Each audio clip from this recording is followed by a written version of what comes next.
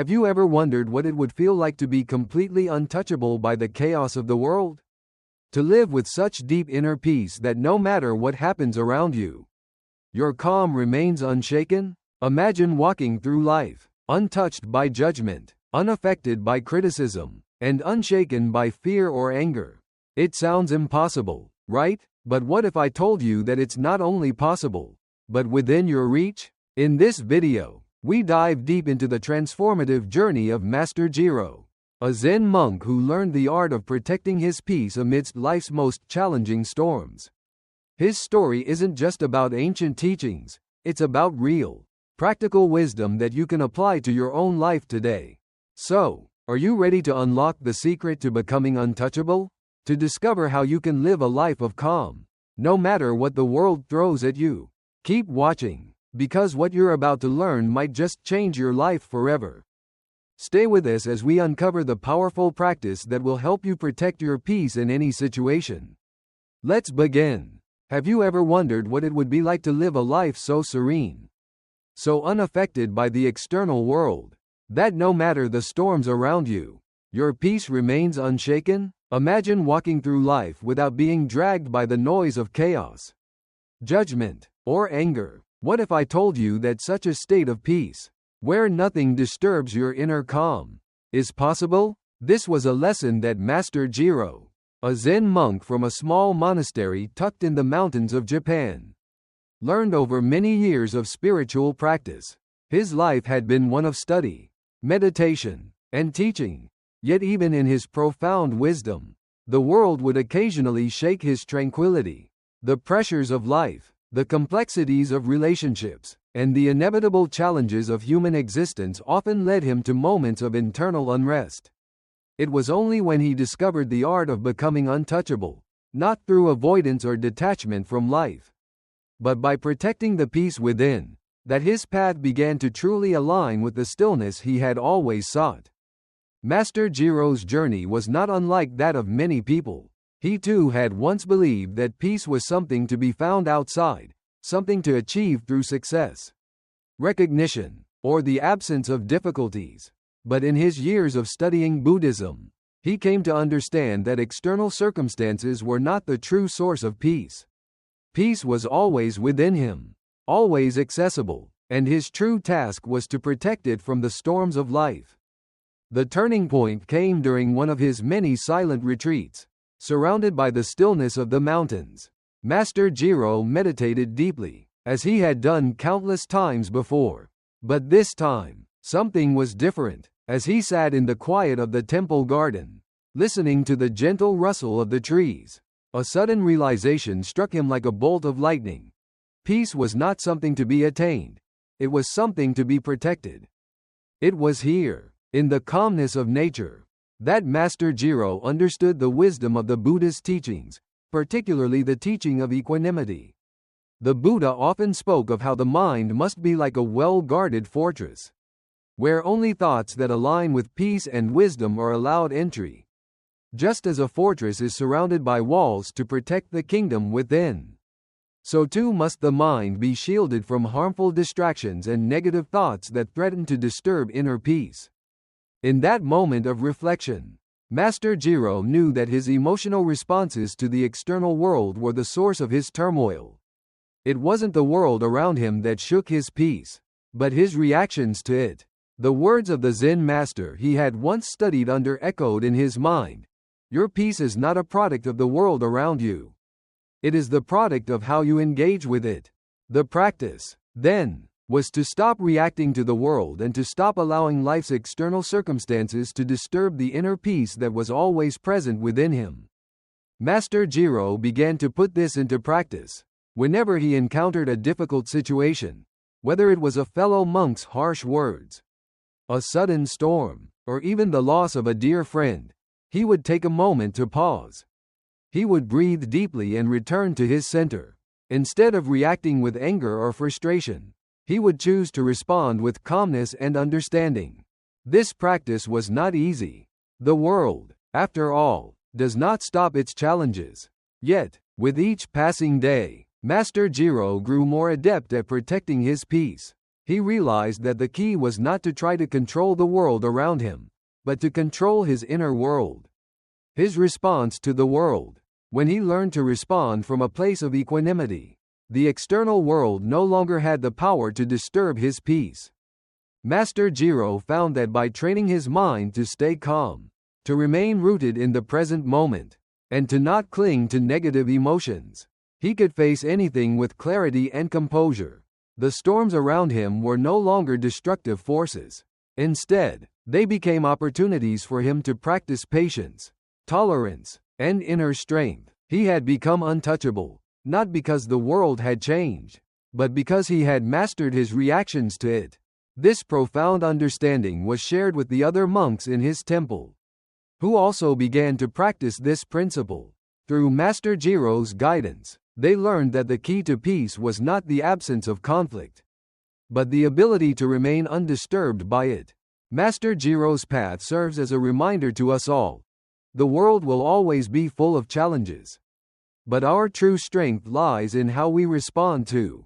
If you wish to learn the art of becoming untouchable and protecting your peace in any situation, it's time to begin this journey, just as Master Jiro did. Start by becoming aware of your reactions. The next time you feel triggered by a comment, a situation, or a stressful moment, take a step back, breathe deeply, and observe how you're feeling. Do you feel anger, fear, anxiety? Simply acknowledge these emotions without judgment. Then, choose to respond, not from a place of reaction, but from a place of centeredness and calmness. The more you practice this, the more you'll find that your peace becomes your foundation, a foundation that no external storm can shake. In the quiet serenity of the temple, where the monks meditated day and night, a storm of words would occasionally stir the calm waters of their peace. For Master Jiro, this was an inevitable part of his spiritual journey, the encounter with criticism and insults. Not just from the world outside, but even from within his own circle. There were times when his teachings were questioned, when his way of life was misunderstood, or when fellow monks, driven by their own struggles, lashed out in anger or resentment. Yet, it was in these moments of offense that Master Jiro learned some of his most profound lessons. One such moment occurred during a particularly challenging week at the temple. Master Jiro was preparing for an important spiritual retreat, a time when he would lead his fellow monks in deep meditation. As he walked through the temple grounds, his heart filled with excitement for the upcoming days of peace and reflection. But then, a monk, eager to prove his own understanding of the teachings, approached Master Jiro with harsh words. "You talk about peace, yet you do nothing but encourage us to suppress our feelings."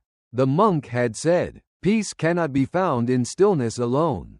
You speak of letting go, yet you hold on to this rigid discipline. How can we ever grow if we do not confront our emotions directly?"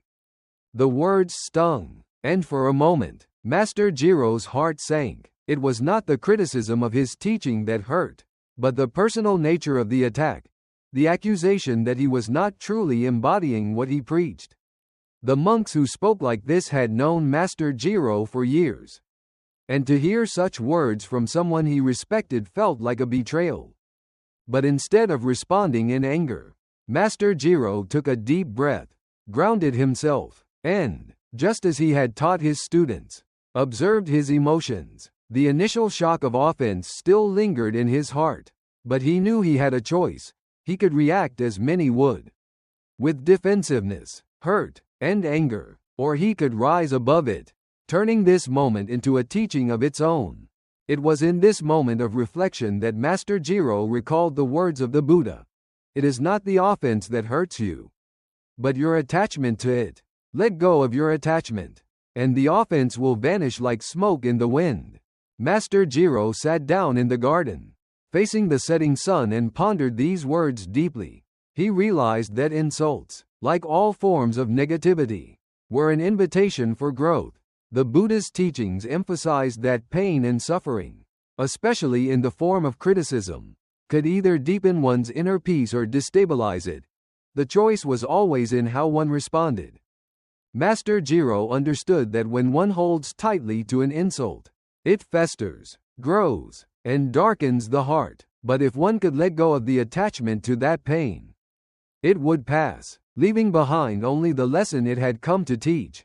His response, then, was not to cling to the anger or resentment that the monk's words had evoked, but to use the moment to refine his understanding of peace, compassion, and self-awareness. In the days that followed, Master Jiro approached the monk with a heart full of understanding.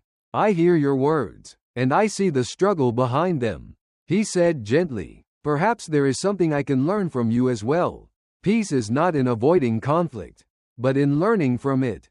The monk, taken aback by the humility of Master Jiro's response, lowered his gaze. "I did not mean to offend you, Master. I was speaking from my own confusion. I see now that peace does not mean silence but a deep listening." In that moment, the tension between them dissolved. The offense had been transmuted into an opportunity for growth, both for Master Jiro and for the monk. Master Jiro's ability to turn negativity into an opportunity for reflection and compassion allowed both of them to move forward with greater wisdom. Through this experience, Master Jiro came to understand the true meaning of turning insults and offenses into growth.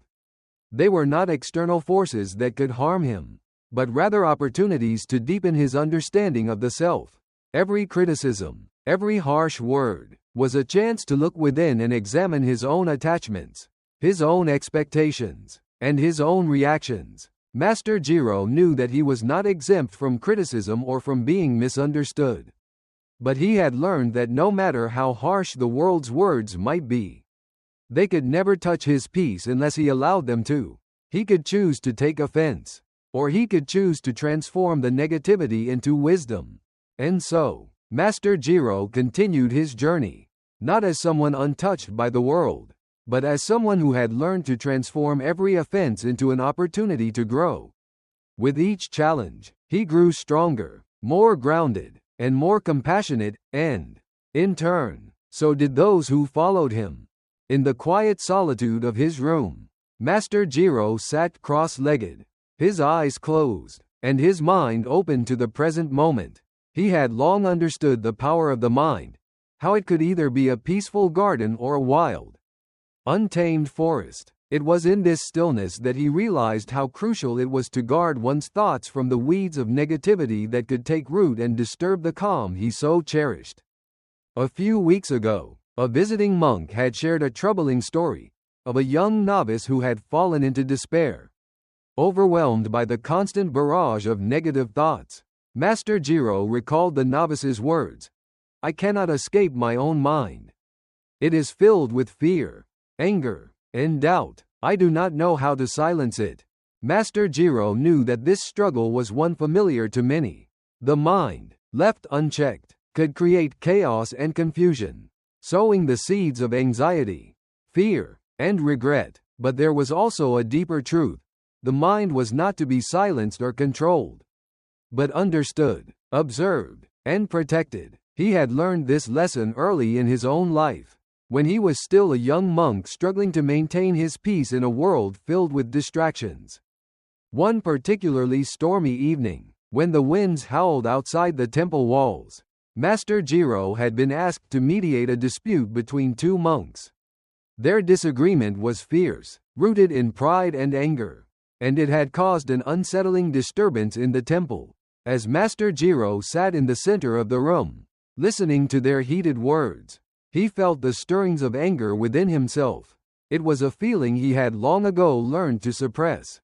Yet on this occasion, it was rising again, uninvited. At that moment, Master Jiro realized something profound. His mind, too, was not exempt from disturbance. Just as the monks in the room struggled to keep their peace, so too did he, even after years of practice. The difference was in how he chose to respond to the inner chaos. With great effort, he turned inward, focusing on his breath, grounding himself in the present moment. He reminded himself that his peace did not depend on the external noise, but on his ability to protect his thoughts. Like a gardener tending to his garden, he would need to carefully nurture the seeds of positivity, letting go of any thoughts that threatened his calm. In the following days, as he reflected on the incident, Master Jiro understood that the true power of guarding the mind was not about shutting out all negative thoughts, but about becoming aware of them without attachment. Our thoughts are like clouds, he often told his students. They come and go, but the sky remains clear. It was in this clarity that true peace could be found, not by controlling the thoughts, but by observing them with equanimity. To guard his mind, Master Jiro began to practice mindfulness more rigorously. Each morning, before rising from his mat, he would sit in meditation, allowing his thoughts to arise naturally. Rather than trying to force them away, he would simply observe them, acknowledging their presence without judgment. Slowly, he realized that this practice was not just about eliminating negative thoughts, but about cultivating a mental environment in which peace could flourish, regardless of the external circumstances. Over time, Master Jiro noticed a subtle shift within himself. He no longer felt as threatened by the harsh words of others or the turbulence of the world. His mind, once chaotic and filled with distractions, had become a sanctuary of calm. He understood that the mind was a powerful tool, capable of creating immense peace or suffering. But it was through conscious protection, through careful observation, that he could choose which seeds to nurture. One afternoon, as he walked along the peaceful riverbank near the temple, Master Jiro met a fellow monk who seemed troubled. The monk spoke of a recent betrayal by a close friend, and how the pain of it had consumed his thoughts. "I cannot let go of the hurt," the monk said, his voice filled with sorrow. Master Jiro listened quietly, knowing this was a familiar feeling. He turned to the monk and said, "To guard the mind is not to suppress the pain, but to understand its root. Let the hurt arise, but do not let it take over. Acknowledge it, and then let it go, like a leaf floating down the river." The monk's eyes softened as he reflected on Master Jiro's words. For the first time, he realized that he had been allowing his hurt to define him, to control his thoughts. By acknowledging the pain and choosing not to cling to it, he could find peace again. Master Jiro's teachings on guarding the mind became a cornerstone of his approach to life. It was not just about protecting oneself from external negativity, but about cultivating a mindset that supported inner peace. By practicing mindfulness, by observing one's thoughts without attachment, one could build a mental environment of strength, resilience, and calm. As Master Jiro walked back to his temple that evening, he reflected on the power of the mind. It was a force that could either keep one trapped in cycles of suffering or lead one to a place of unshakable peace. The choice, as always, was in how one responded to the mind's chatter. He had learned to guard it with the wisdom of a gardener tending to his most precious plants. And in doing so, he had found the peace he sought. The temple grounds were quiet, bathed in the soft glow of the setting sun. Master Jiro sat beneath a tree, the shadows of the branches stretching across the ground like the long, dark thoughts that had once clouded his mind. He had walked this path for many years, seeking peace and understanding, yet there were two forces he had always struggled to truly conquer: fear and shame. They were not enemies to be vanquished, but companions on his journey, persistent and cunning in their ways. They whispered in the stillness of his heart, undermining his confidence and peace, and he had fought to ignore them, to push them aside. But today, as he sat in the soft evening breeze, he understood something deeply important. The key to freedom was not in ignoring these forces, but in understanding them and transforming them. Fear, he reflected, was not always a loud voice. It could be a quiet whisper, a subtle feeling of unease, a hesitation in the heart when faced with uncertainty. For much of his life, Master Jiro had been afraid of failure, afraid of disappointment, afraid of not being good enough. He had spent years hiding from these fears, thinking that the path to peace lay in avoiding them.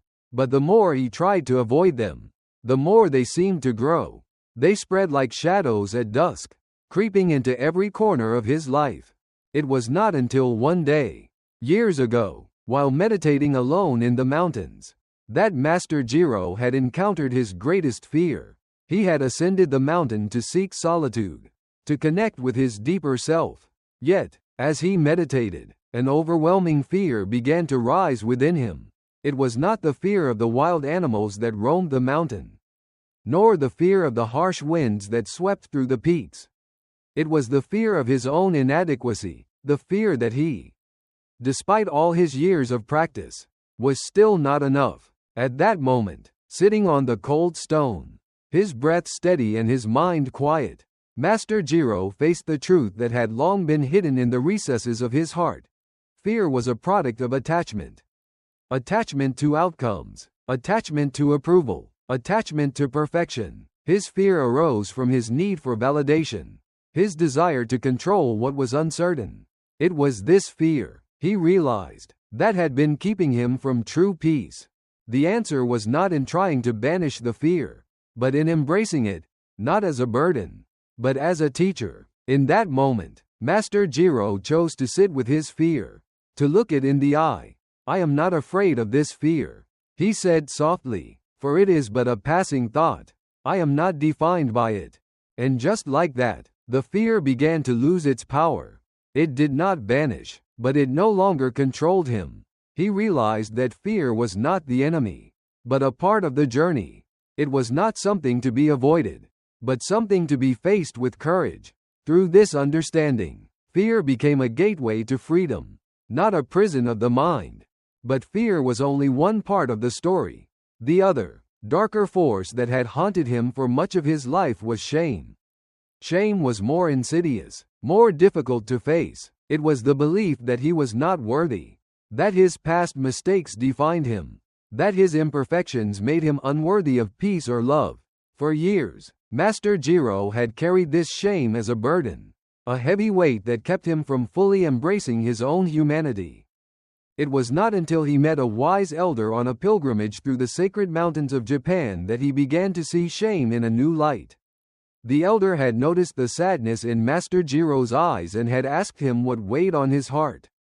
"I have failed," Master Jiro had said, "and my failures are a reflection of my worth."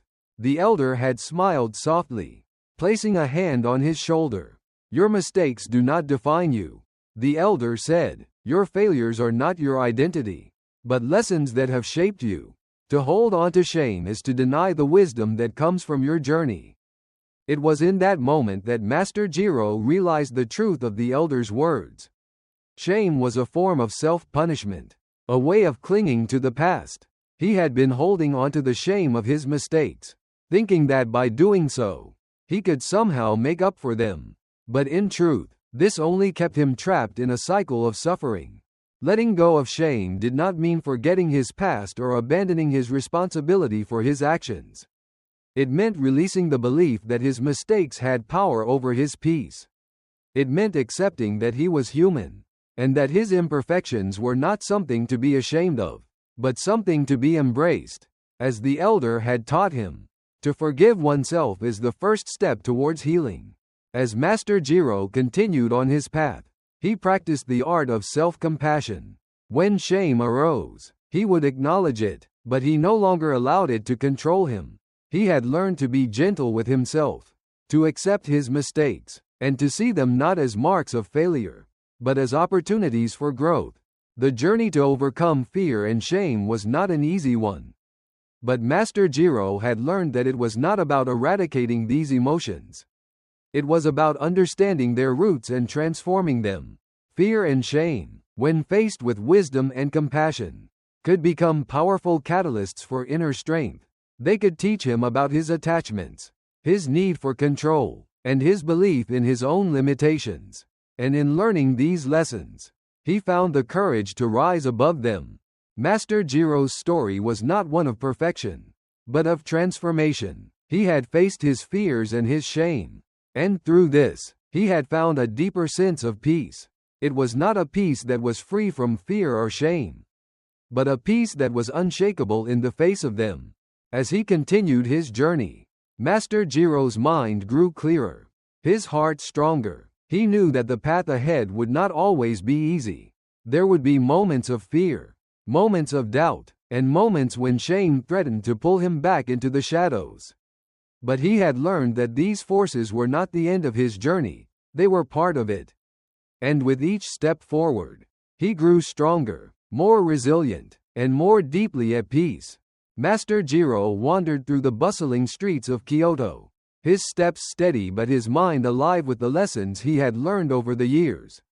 His journey had not been easy, but it had been filled with invaluable teachings, some from the wisdom of ancient texts, others from the experiences of his own heart. Yet, there was one lesson that had begun to resonate more deeply with him as time passed: the idea that every person he encountered could be a teacher.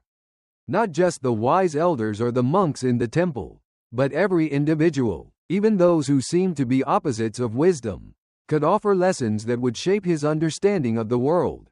This was a concept that had taken him some time to grasp. Early in his path, Master Jiro believed that teachers were those who wore robes, those who sat at the front of the temple, and those whose words were filled with great wisdom. But, as he walked through the lively streets of Kyoto, he realized how narrow his definition of a teacher had been. There were lessons to be found everywhere, in the hurried footsteps of a street vendor, in the smile of a child, and even in the challenges posed by those who disagreed with him. One such lesson came unexpectedly, in a quiet conversation with a young merchant outside a humble shop. Master Jiro had been wandering the streets, absorbed in his thoughts when the merchant, a woman of perhaps 30, caught his attention. She spoke to him in a soft, yet confident tone, urging him to try the handcrafted bamboo baskets she had made.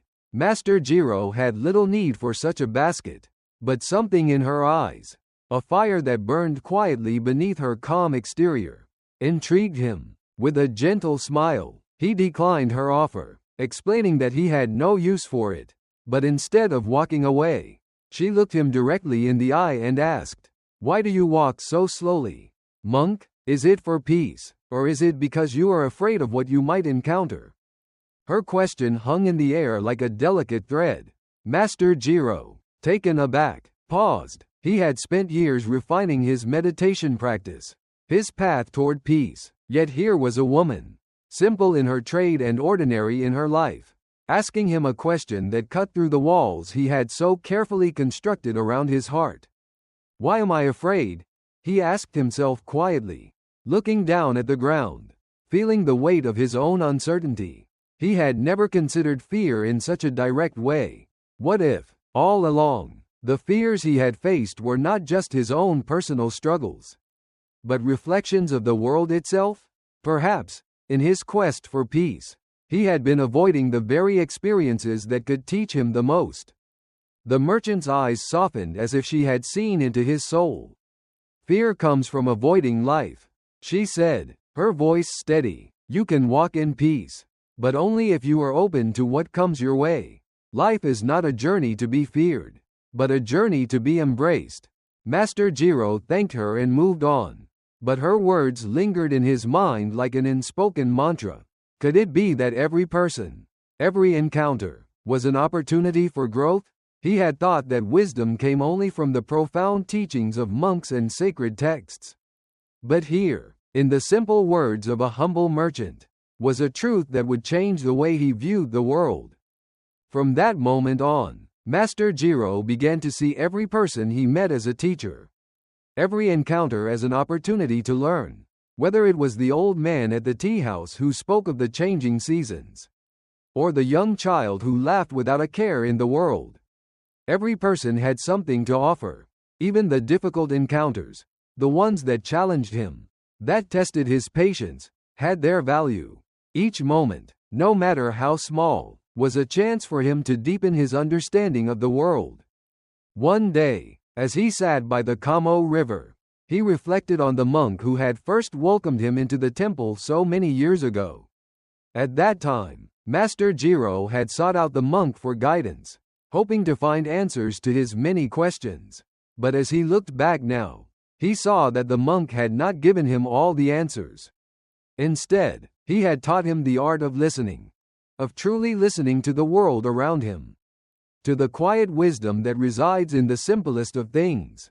The journey of a true teacher, Master Jiro realized, is not one of giving all the answers, but of helping others discover the answers within themselves. It was the ability to see the potential for growth in every moment, to view each encounter as a stepping stone on the path to enlightenment. The merchant in the street, the old man in the temple, even the young child who ran past, they were all mirrors reflecting his own growth.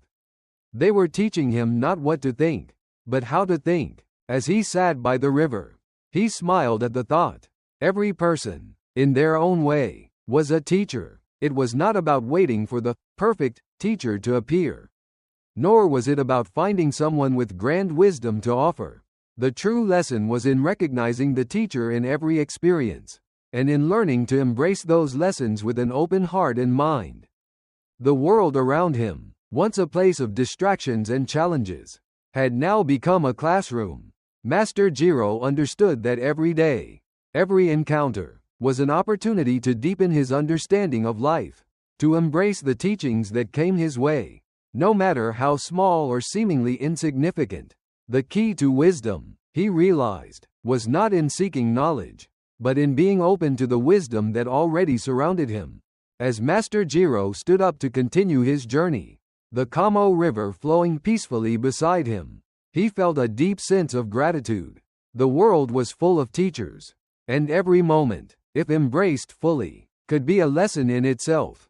He walked on, his heart lighter, his mind clearer, and his spirit open to the wisdom that lay ahead. Master Jiro stood at the edge of the temple courtyard, gazing out over the tranquil landscape. The lush greenery and the soft chirping of birds filled the air with a sense of peace that was palpable. But beneath the serenity, a realization had begun to grow in him. He had spent years practicing meditation, studying the ancient texts, and learning to quiet his mind. Yet there was one vital lesson he had not fully embraced: the power of living by an unshakable ethical code. For years, Master Jiro had lived a life guided by a desire for enlightenment. He had sought to attain the highest form of peace and wisdom, striving to be an embodiment of all the Buddhist teachings he had encountered. But over time, he began to understand that true peace does not come from detachment alone, nor from the mastery of the mind.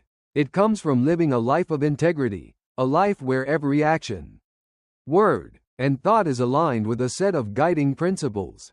One day, during a conversation with a fellow monk, Jiro had been reminded of the 5 precepts of Buddhism, the ethical guidelines that form the foundation of a peaceful, purposeful life. These precepts are simple, yet profound. They instruct practitioners to refrain from killing, to avoid stealing, to lead a life of purity, to speak truthfully, and to avoid intoxicants that cloud the mind. At first, Master Jiro had seen these as rules to be followed, simple guidelines for keeping the peace. But now, standing at the edge of the courtyard, he realized that these precepts were not just about refraining from certain actions. They were about creating a life of deep meaning and authenticity, a life where every moment was lived with integrity. He reflected on the first precept, the vow to refrain from killing or causing harm to living beings.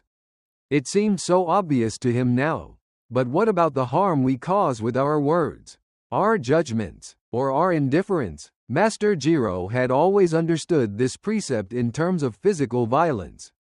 But now he saw that harm could come in many forms. Every time he chose anger over compassion, every time he allowed himself to criticize others, he was violating this vow.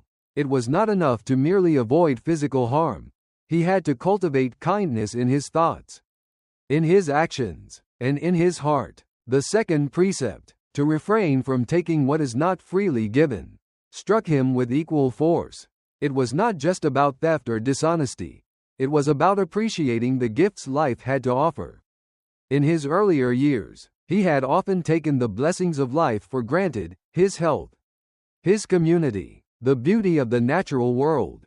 But this precept reminded him that everything he had was a gift. It was a call to live with gratitude and to never take anything or anyone for granted.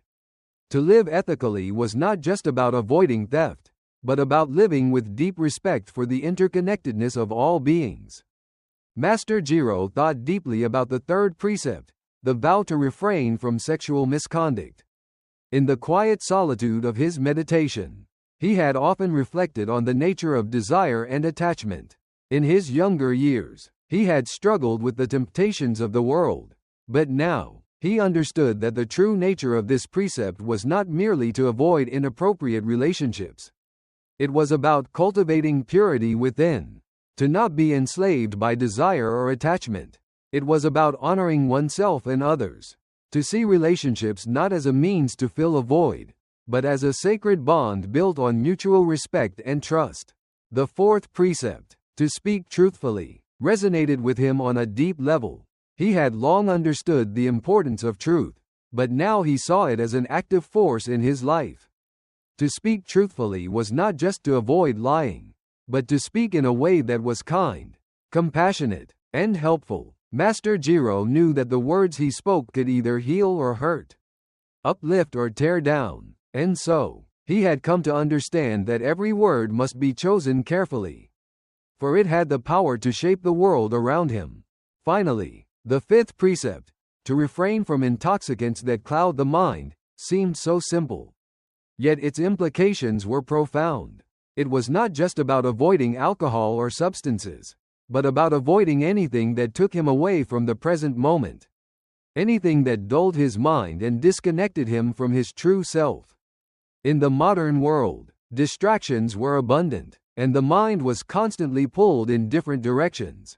But Master Jiro knew that true freedom could only come when he chose clarity over distraction, mindfulness over mindlessness. As he sat by the river, reflecting on these precepts, Master Jiro realized that the 5 precepts were not just rules to follow, but a call to live in alignment with his highest truth. They were not about avoiding sin, but about creating a life of meaning, purpose, and peace. They were a blueprint for living a life of integrity, a life where his actions were a reflection of his deepest values. Master Jiro thought of the many people he had met along his journey, the monks, the laypeople, the wanderers who had crossed his path. Each one of them had taught him something. But now he understood that the true lesson was in how he lived his life in accordance with these principles. To live with integrity meant that his every action was an offering, a reflection of the peace he had cultivated within. He looked out at the river once more, feeling the stillness of the water, the quiet strength it exuded. The river did not strive to be anything other than what it was. It flowed effortlessly, carving its own path. In the same way, Master Jiro realized he must flow with life, guided by the ethical code he had chosen to live by. The river did not force its way through obstacles, it embraced them, flowing around them with ease and grace. And so too must he, learning to navigate life's challenges with integrity and peace. Master Jiro had spent years practicing meditation, contemplating the teachings of the Buddha, and striving to embody the ideals of detachment and wisdom. Yet, as he continued his journey, he felt something was missing, something vital that he had not fully understood. It was in the quiet moments, surrounded by the natural world, that the answer began to reveal itself. The true path to peace, he realized, was not just in stillness or contemplation. It was in living in harmony with nature, aligning his life with the natural rhythms of the world around him. One morning, as Master Jiro walked along the forest path near the temple, the early rays of sunlight filtered through the trees, casting a soft glow on the moss-covered rocks. The air was crisp and fresh, filled with the scent of pine and earth. Birds chirped cheerfully in the distance, and the leaves rustled gently in the wind. Everything seemed so effortless, so perfectly in tune with the world. The scene was a stark contrast to the constant striving he had once known. As he continued down the path, his mind wandered back to the many lessons he had learned throughout his life. He had been taught to meditate, to detach from desires, to conquer the ego. Yet, despite all this, he still felt a deep yearning for something more. He had spent so much of his life trying to control his inner world, trying to force himself into a state of peace. But here, in the presence of the forest, he realized that true peace came from simply allowing things to unfold naturally. Master Jiro paused and sat on a rock near the edge of a stream, watching the water flow gently by. The river did not fight its way through the rocks, it simply flowed around them, moving effortlessly through the landscape. It was a perfect example of nature's wisdom. Life was not meant to be forced. It was meant to be lived in harmony with the natural world. To allow the currents of life to guide you rather than trying to resist them. He thought about the Buddhist teachings on impermanence. Everything in life was in constant change, from the seasons, to the trees that grew tall and then fell, to the people who entered and left his life. Master Jiro had once feared change. He had thought that peace could only come from controlling his environment, from creating a world where everything stayed the same.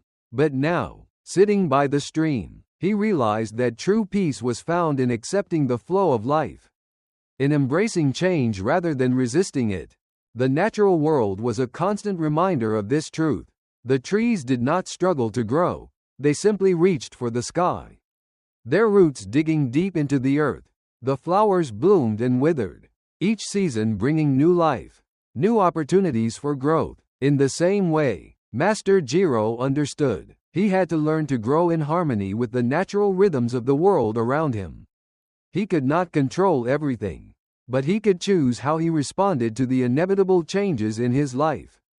The lesson was simple. Living according to nature meant understanding that life was a flow of energy, of change, of moments that came and went. Just as the river moved through its course without force, Master Jiro knew that he too had to stop fighting against life's challenges. Instead, he needed to move with them, to adapt, to bend like the trees in the wind. The more he embraced the natural flow of life, the more peace he found. The world around him had always been a mirror of his inner state. When he fought against life's challenges, he found himself trapped in frustration and suffering. But when he learned to let go, to trust the process, he found that life unfolded with ease. His practice of mindfulness became deeply intertwined with this understanding. Each moment of mindfulness was an opportunity to align with the present, to flow with the natural course of events rather than resist them. Master Jiro closed his eyes and took a deep breath, feeling the air fill his lungs. He let the stillness of the forest seep into his being, allowing the peace of the world to become his peace. In that moment, he felt a deep sense of gratitude, not for any specific achievement or possession, but for the simple fact of being alive, connected to the earth, to the sky, to everything around him. Living in harmony with nature was not about withdrawing from the world, but about engaging with it in a way that was grounded, mindful, and balanced. It was about recognizing that every moment, every experience, was part of a greater whole. Just as the flowers bloomed in their own time, so too did Master Jiro understand that his life would unfold as it was meant to, not according to his will, but in harmony with the rhythms of nature. This realization became a key turning point for Master Jiro. He had spent so much of his life searching for peace in solitude, in meditation, and in detachment. But true peace, he now understood, was found not in avoidance, but in presence. It was found in the ability to live fully in each moment, to accept the flow of life as it came, and to be at peace with what was. Master Jiro's life had always been about balance, balancing his inner peace with the world around him, his desires with his duties, his mind with his heart. Now, he saw that this balance could be found in nature itself. The natural world was the greatest teacher, reminding him that all things were interconnected, that everything was in a constant state of change, and that true peace could only come when he learned to move with life rather than against it. He stood up, feeling a renewed sense of clarity. As he walked back toward the temple, he felt lighter, as though the weight of his past struggles had been lifted. He knew that living in harmony with nature was not a one-time lesson, but a lifelong practice. Each day would offer new challenges, new opportunities for growth, and new ways to align with the natural flow of life. But for the first time, he felt confident that he could embrace whatever came his way, with an open heart and a peaceful mind. Master Jiro had lived through many seasons of life, each one marked by its challenges and triumphs. But it was during his time in the quiet sanctuary of the monastery that he learned one of the most transformative practices he would ever encounter: the practice of gratitude. At first, gratitude seemed like a simple, almost passive concept. To be thankful for what you have, to acknowledge the good in your life. Was that all there was to it? But as Master Jiro delved deeper, he realized that gratitude was far more powerful than he had initially understood. It was not just a feeling, but a tool, one that could reshape his entire experience of life. It all began one cold morning when Master Jiro was meditating in the monastery's garden. The air was crisp, and the ground was covered with the remnants of a night's frost. As he sat in silence, his mind wandered, as it often did. Thoughts of past regrets and future anxieties filled his consciousness, clouding the present moment. Yet, amidst the mental chatter, he suddenly remembered a conversation he had had with one of the senior monks the day before. The monk had spoken of a powerful practice, the ability to weaponize gratitude, to turn it into an active force in one's life. At first, Master Jiro had been skeptical. He had always understood gratitude to be a quiet appreciation for the good things in life.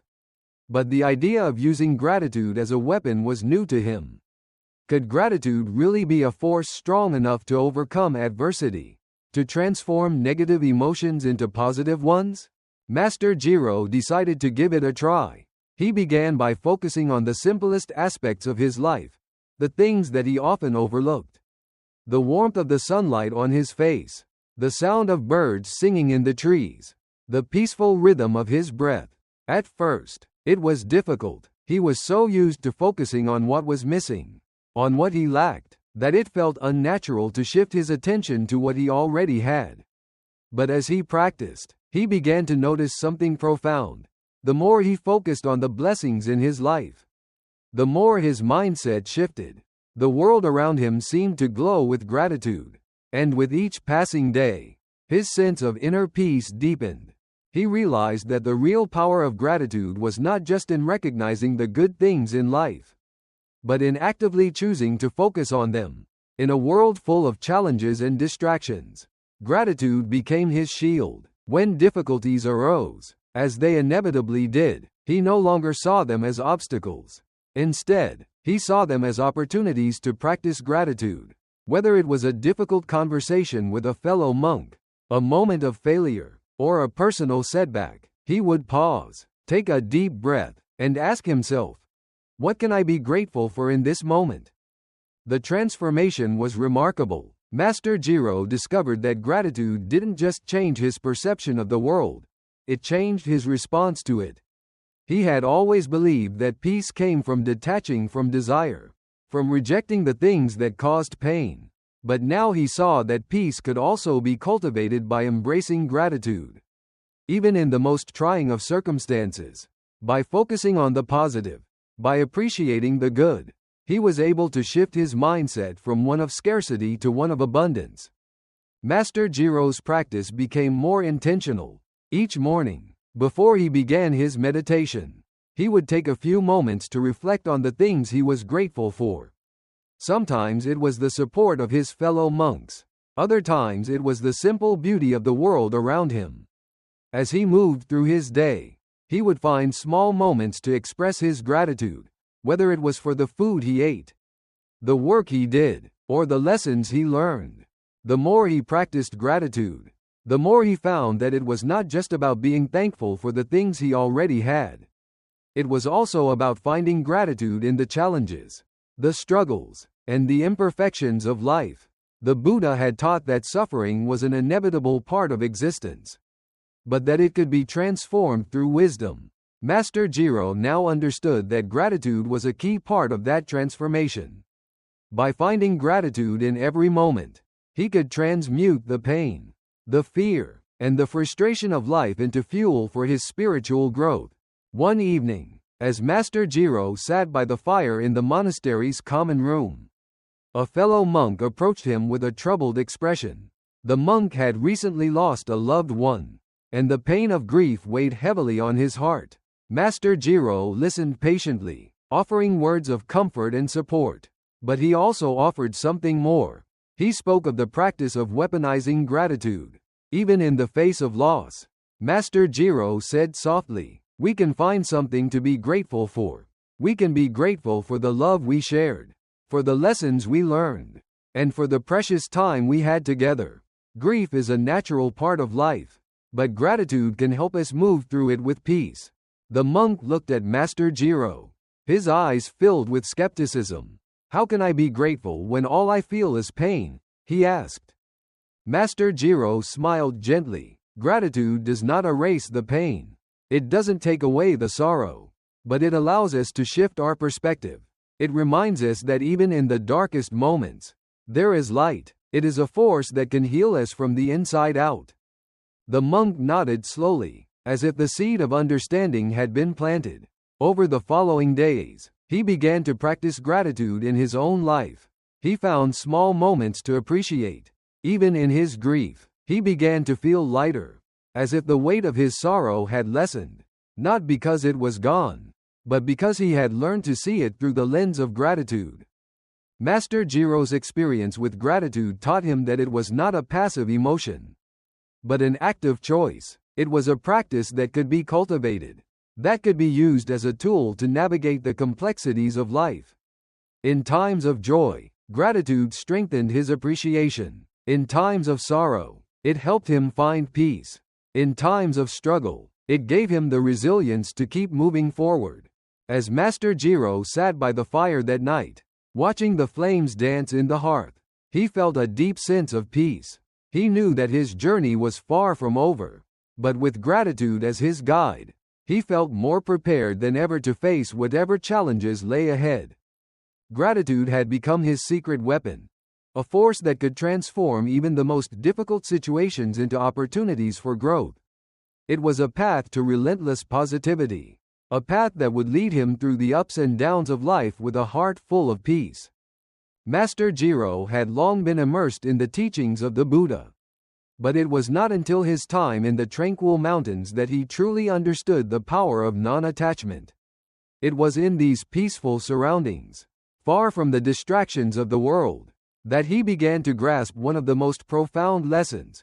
The path to true freedom lies not in holding on, but in letting go. For many years, Master Jiro had struggled with attachment.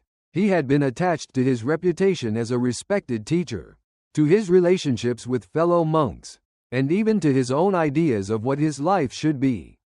He had believed that by holding tightly to these things, he could maintain control and ensure his peace. But the more he clung to these attachments, the more they seemed to weigh him down. He became restless, constantly striving to keep everything in place, always afraid of losing what he had. One day, while meditating by a quiet stream in the monastery's garden, Master Jiro had a moment of profound clarity. He was sitting in perfect stillness, his mind quiet, when a leaf from a nearby tree fell gently into the water. He watched as the current carried it away, floating freely without resistance. The leaf did not fight the water, it did not cling to the tree. It simply allowed itself to be carried by the flow, trusting that wherever it went, it would be exactly where it was meant to be. In that moment, Master Jiro realized that the same principle applied to his own life. The more he clung to his attachments, whether they were to people, places, or outcomes, the more he resisted the natural flow of life. True peace could only be found in letting go. The practice of non-attachment was not about rejecting the world or detaching from the people he loved. It was about releasing his grip on the need for control. Master Jiro began to understand that attachment to anything, whether it was his identity, his possessions, or his relationships, created a form of bondage. It was this bondage that prevented him from experiencing true freedom. He reflected on the words of the Buddha, who had taught, "When you cling to something, you create suffering. Let go, and you will be free." It was a simple teaching, yet it held the key to unlocking the deepest form of peace. Master Jiro realized that by letting go of his attachment to the outcomes of his life, he could experience freedom in every moment. The journey of non-attachment was not an easy one. It required Master Jiro to confront the fears and insecurities that had driven his attachments in the first place. He had to face his fear of loss, his fear of being alone, and his fear of failure. But as he continued to practice, he found that with each release, he felt lighter, freer, and more at peace. He learned to trust that life would unfold as it was meant to, and that his true purpose was not to control it, but to experience it fully. One of the most challenging aspects of non-attachment was letting go of his attachment to the people he loved. Master Jiro had spent many years building close relationships with the monks at the monastery, and he had always feared that losing these connections would leave him empty.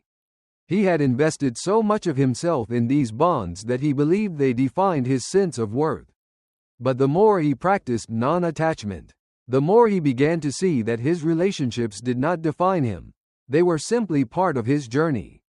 By releasing his need to possess these relationships, he was able to love more freely, without expectation or fear of loss.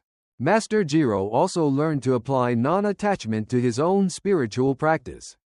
For many years, he had been focused on achieving a certain level of enlightenment, on reaching a place where he could finally say he had arrived. But through the practice of non-attachment, he began to understand that there was no final destination. Enlightenment was not something to be grasped or owned. It was a continuous journey, one that unfolded with each breath, each step, and each moment. The more Master Jiro let go of his attachment to achieving perfection, the more he was able to be present in each moment. His practice deepened, and his understanding of the teachings expanded. He realized that true freedom came not from reaching a particular state, but from embracing the impermanence of life and allowing things to come and go without resistance. One day, as Master Jiro was walking through the forest, he encountered a small bird that had fallen from its nest. The bird lay motionless on the ground, its tiny wings outstretched. Master Jiro knelt beside the bird, feeling a deep sense of compassion. For a moment, he thought about picking it up and returning it to its nest. But then he remembered the teachings of non-attachment. He knew that the bird's life, like all life, was part of the natural cycle. To try and hold onto it would only cause more harm. With a heavy heart, he left the bird where it was, trusting that whatever was meant to happen would unfold in its own time. As Master Jiro continued on his journey, he began to see the practice of non-attachment not as a form of detachment from the world, but as a way of living in harmony with it. He learned to embrace each moment without attachment to its outcome, to love without possessiveness, and to trust that everything would unfold as it should. By releasing his grip on the things he thought he needed, he was able to experience the fullness of life in all its beauty, pain, and impermanence. Master Jiro understood that non-attachment was not about rejecting the world, but about accepting it as it is. It was a practice of letting go of the need to control and allowing life to unfold with grace and ease. By practicing non-attachment, he had discovered the key to true freedom, the freedom to be fully present in each moment, to embrace life without fear, and to live in alignment with his true nature. Master Jiro had spent many years in deep meditation, striving for enlightenment, but it was only when he embraced the simple practice of mindfulness that he truly began to understand the depth of his spiritual journey. It was one of the most essential tools Buddha had imparted to his followers, a tool that would allow him to cultivate a life of peace, clarity, and purpose, no matter the challenges that lay ahead. At first, mindfulness seemed like an elusive concept, something abstract that could be grasped only by the most disciplined minds. Master Jiro had spent hours each day in meditation, trying to silence the noise of his thoughts, but it was only when he learned to be fully present in each moment that he began to experience true peace.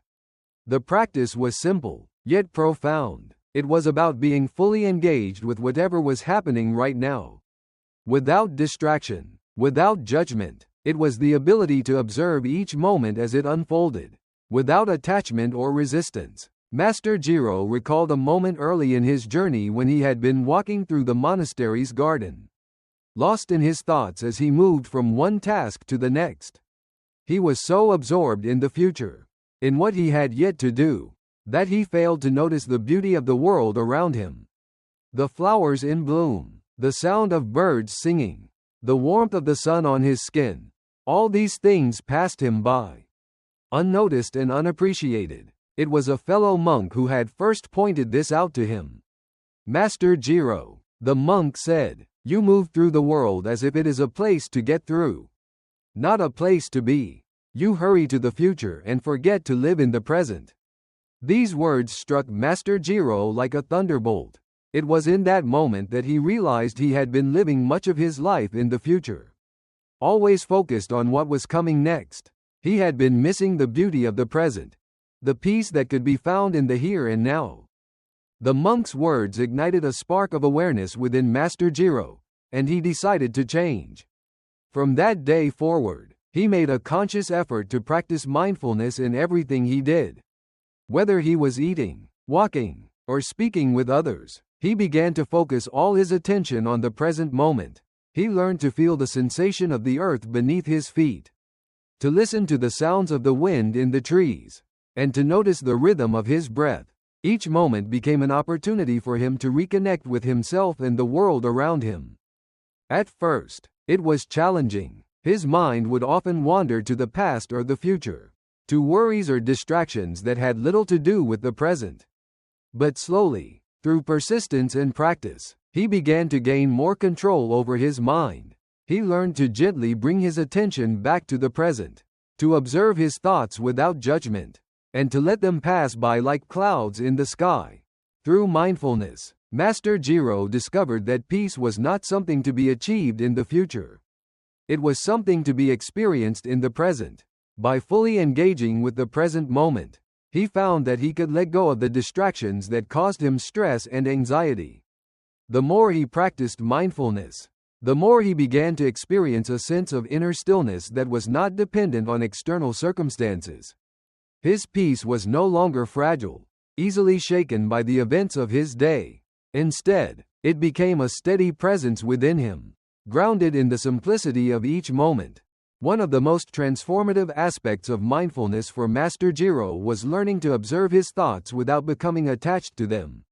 In the past, he had often been overwhelmed by his thoughts, allowing them to dictate his emotions and actions. But through mindfulness, he learned that thoughts were not who he was.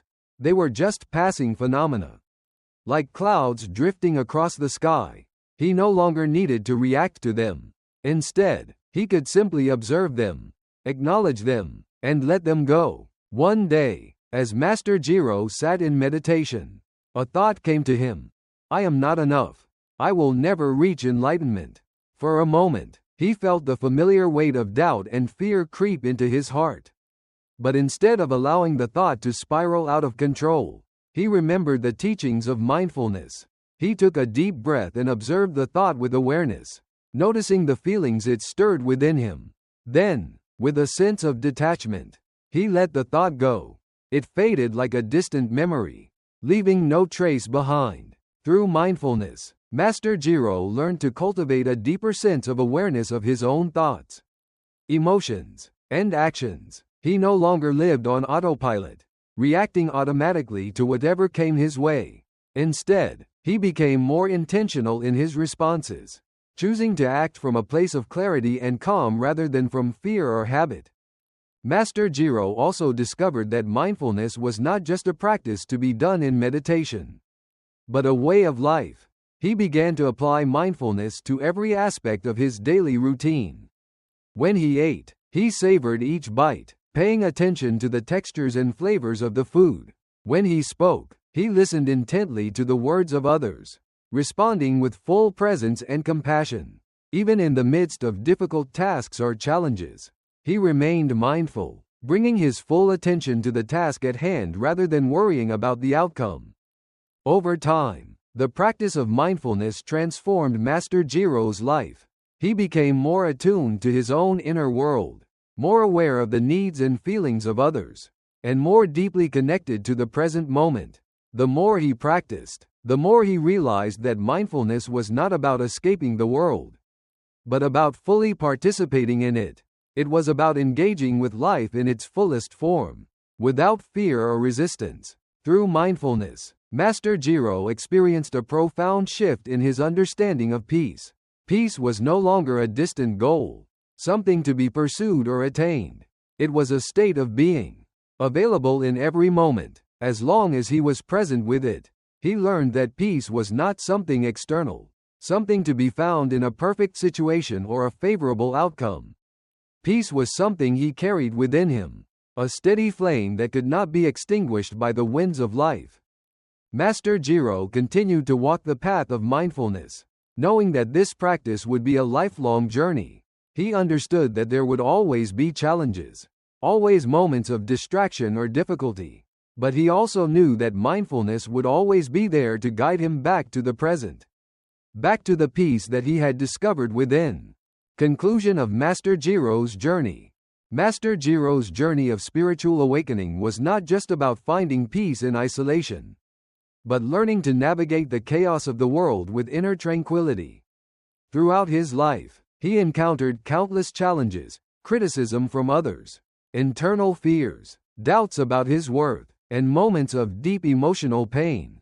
Yet, each challenge became an opportunity for growth, and through them, Master Jiro discovered the most profound truth of all. Peace is not something that can be sought outside of ourselves, but something that must be nurtured and protected within. By practicing mindfulness, non-attachment, and equanimity, he learned that true strength lies in how we respond to the external world, not in the world's ability to be peaceful or serene.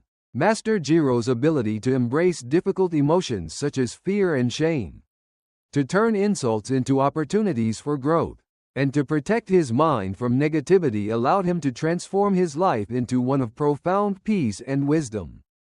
This journey of Master Jiro teaches us that the storms of life will always exist, whether it's the criticism of others, our own self-doubts, or the endless challenges that life throws our way. But we don't have to be victims of these storms.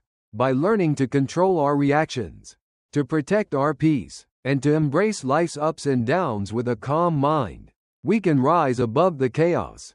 Master Jiro's story serves as a powerful reminder that peace is not a destination, but a way of being in the world, no matter the external circumstances.